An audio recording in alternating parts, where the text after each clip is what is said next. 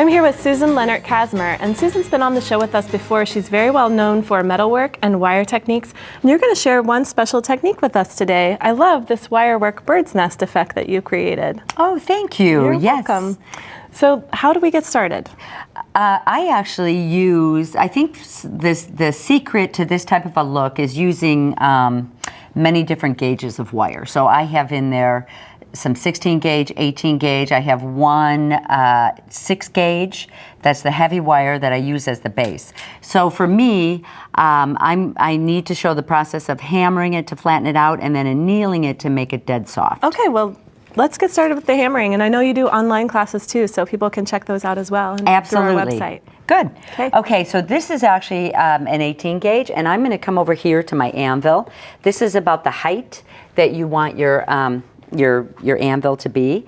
And really, I have complete control of my wire, and I'm just going to take it and start spreading it and hammering it. This is an old blacksmith hammer, and you know, with a heavy anvil and a heavy hammer, it helps to really be able to create flatness for your piece, so I can do a good wrap with it.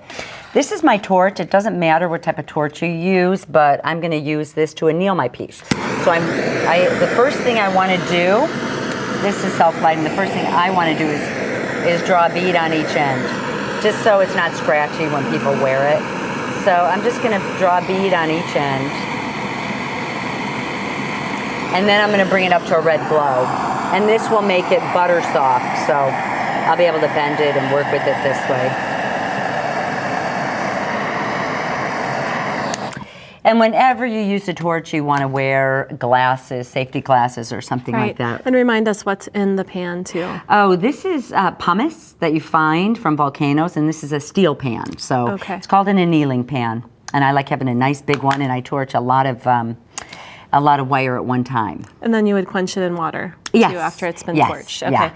And you hammered it to give it texture, and that work hardened it, and then you softened it up by annealing it, correct? Absolutely. To work harden it, yes. So now I have my wire, and it is really soft. I mean, it can be wrapped like a thread or fiber.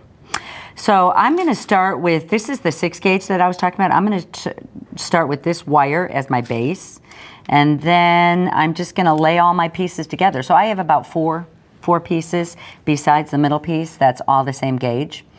And usually what I'll do is I'll create a bump in one of them so I have a way to attach it. Okay, at good the top. idea. Yeah. And then I just start with the longest one, and I just take it and kind of wrap it down. I don't worry about being neat or What? You don't? You know me.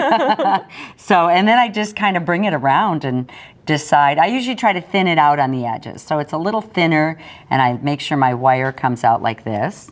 And on this side, I really just do the same. I'm going to start close up to the top. This is my heavier gauge. Can you redo it if you don't like the way that it looks? It makes it harder. It gets harder as you bend it. Okay. So you could.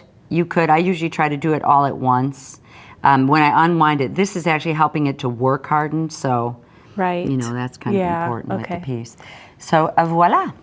Perfect. So it's really just really random. It's a really fun way to create a cold connection too. So on this pendant that you made, this one, that is holding it, sort of connecting your cone here as well, right? Right, exactly. And then you use the same technique here when you wrapped it with ribbon. Yes. Just by wrapping it around. Right. Well, we just have a couple of minutes left, and we'd love to see another technique. So can you show us how to get started with a cone? Sure. I cut this cone out. This is the triangle shape. I cut it out with my jeweler's saw, so that's already done. Mm-hmm. And I like having a really wavy edge, you know, if you can see on here. I like that look. So this is a forming block. This is used in just shaping pieces. This is already annealed, and I showed you annealing, so I can really get in here and bend this around too, like butter. And this one is made out of brass, but your sample on the necklace is made from silver. Yes, right, exactly. This is bronze. I actually love working with bronze. It's 97% copper, so it really bends and moves a lot like copper, but it has a look of the yellow. Yeah, it really does. So, and then I'm going to move to the next size down, and I'm just going to keep working this piece around.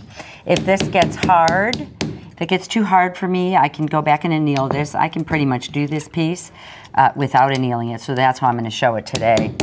But I'm just going to keep bending this around. I'm going to bend it in here. And you can see that I'm moving down in the forming block and I'm moving down in my die as well. And once I bring it around this side, so it's again using a heavy hammer, having resist. Usually I work this on top of my anvil to have even more space.